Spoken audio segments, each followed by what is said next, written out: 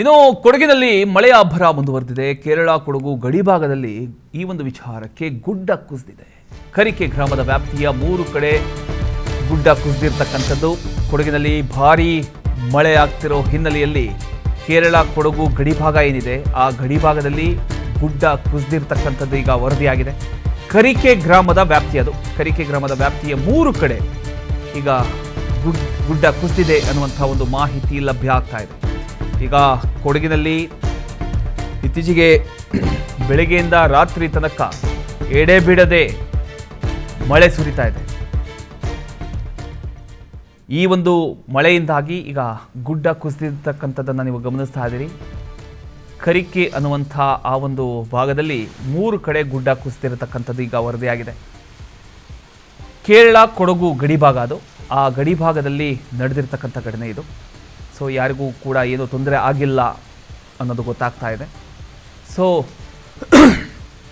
ಮಳೆಯ ಅಬ್ಬರ ಜೋರಾಗಿರೋದ್ರಿಂದ ಒಂದು ಕಡೆ ಮಂದಹಾಸ ಮೂಡಿದರೆ ಇನ್ನೊಂದು ಕಡೆ ಅವಾಂತರ ಸೃಷ್ಟಿ ಆಗ್ತಾ ಇದೆ. ಒಂದಿಷ್ಟು ಅಸ್ತವ್ಯಸ್ತಗಳು ಉಂಟಾಗ್ತಾ ಇದೆ.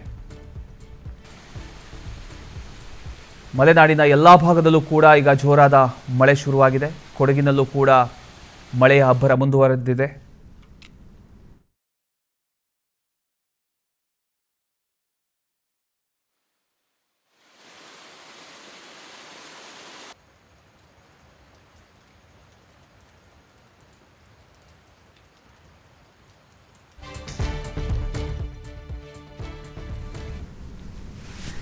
ಇದ್ರ ಬಗ್ಗೆ ಇನ್ನಷ್ಟು ಡೀಟೇಲ್ಸ್ ಕೊಡ್ತಾರೆ ನಮ್ಮ ಪ್ರತಿನಿಧಿ ಲೋಹಿತ್.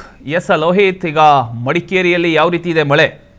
ಈಗ ನಾವು ದೃಶ್ಯದಲ್ಲಿ ಗಮನಿಸ್ತಾ ಇದ್ದೀವಿ, 3 ಕಡೆ ಗುಡ್ಡ ಕುಸಿದಿರ್ತಕ್ಕಂಥದ್ದನ್ನ ನಾವು ನೋಡ್ತಾ ಇದ್ದೀವಿ. ಹೇಗಿದೆ ಅಂತ?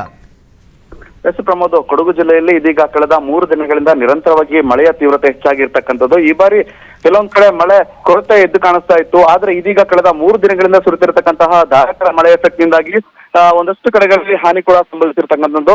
ಅದೇ ರೀತಿ ಈಗ ನೆನೆ ಸುರಿದಂತಹ ಭಾರಿ ಮಳೆ ಎಫೆಕ್ಟ್ನಿಂದಾಗಿ ಕೊಡಗು ಮತ್ತು ಕೇರಳ ಗಡಿಭಾಗ ಆಗಿರ್ತಕ್ಕಂಥ ಕರಿಕೆ ಭಾಗದಲ್ಲಿ ಇದೀಗ 3 ಕಡೆಗಳಲ್ಲಿ ಗುಡ್ಡ ಕುಸಿತ ಆಗಿರ್ತಕ್ಕಂಥದ್ದು. ಅಂದ್ರೆ ಮನೆಯ ಪಕ್ಕದಲ್ಲಿದ್ದಂತಹ ಭಾರಿ ಗಾತ್ರದ ಬರೆ ಏನು ಇದೀಗ ಕುಸಿತವಾಗಿರತಕ್ಕಂಥದ್ದು. ಹುಲಿಮನೆ ಗೋಪಾಲ್ ಹಾಗೂ ರಾಧಾಕೃಷ್ಣ ಅವರ ಮನೆ ಸಮೀಪ ಇದೀಗ ಗುಡ್ಡ ಕುಸಿತ ಆಗಿರುವಂತದ್ದು. ಹೀಗಾಗಿ ಎಲ್ಲ ರೀತಿಯ ಸಕಲ ಸಿದ್ಧತೆಗಳು ಕೂಡ ಜಿಲ್ಲಾಡಳಿತ ಮಾಡ್ಕೊಂಡಿದೆ. ಏನು ಕೇರಳ ಮತ್ತು ಕೊಡಗು ಭಾಗದಲ್ಲಿ ಅತಿ ಹೆಚ್ಚು ಮಳೆ ಆಗ್ತಿರ್ತಕ್ಕಂಥ ಹಿನ್ನೆಲೆಯಲ್ಲಿ ಈ ಭಾಗದಲ್ಲಿ ಇದೀಗ ಸಣ್ಣ ಪ್ರಮಾಣದಲ್ಲಿ ಗುಡ್ಡ ಕುಸಿತವಾಗಿರ್ತಕ್ಕಂಥ ಜಿಲ್ಲಾಡಳಿತ ಕೂಡ ಎಲ್ಲ ರೀತಿಯ ಸಿದ್ಧತೆಗಳನ್ನ ಕೂಡ ಮಾಡ್ಕೊಂಡಿರುವಂತದ್ದು. 1 ತಿಂಗಳ ಮುಂಚಿತವಾಗಿ ಜಿಲ್ಲೆಯಲ್ಲಿ NDRF ತಂಡ ಕೂಡ ಬಿಟ್ಟಿರ್ತಕ್ಕಂಥದ್ದು.